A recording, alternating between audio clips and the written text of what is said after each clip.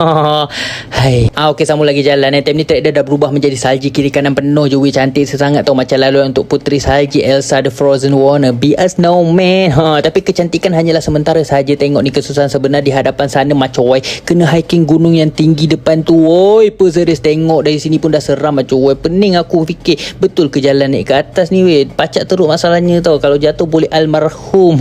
Ditambah lagi dengan kasut yang comel sesangat ni. Memang membantu gila. Okey, naik sudah aku time ni slow-slow memijak satu persatu batu dengan berhati-hati disebabkan ais ini licin sesangat bahaya, boleh tergelincir jatuh gedebak gedebuk sayang. Tapi time ni aku dah sampai dah di tengah-tengah, tersangkut aku tengok curam kat bawah tu teruk macam weh, gila tinggi sekali weh, gayut aku tahu.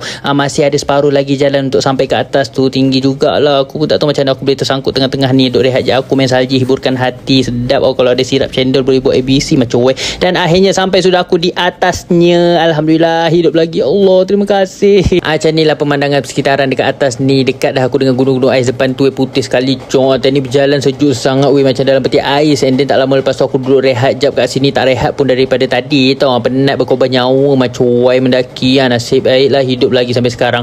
Sambung lagi jalan time ni. Track dia dah bertukar menjadi ais batu weh, penuh dah sekeliling time ni. Tak lama jalan lepas tu aku nampak track dia dah kena mendaki salji di depan sana. Macam wiper, tak sangka pula aku dah lalu colapas ni macam nak naik gunung Everest goblok pe. Dah lah dengan kasut running lagi ni, aku macam tak yakin sesangat tau time ni. Nak tahu aku tenggelam ke tak kat tengah-tengah tu? Nanti kita sambung lagi dekat part yang seterusnya. Okey, jangan lupa untuk bantu follow saya tau. And tekanlah semua sekali nanti. Bye bye.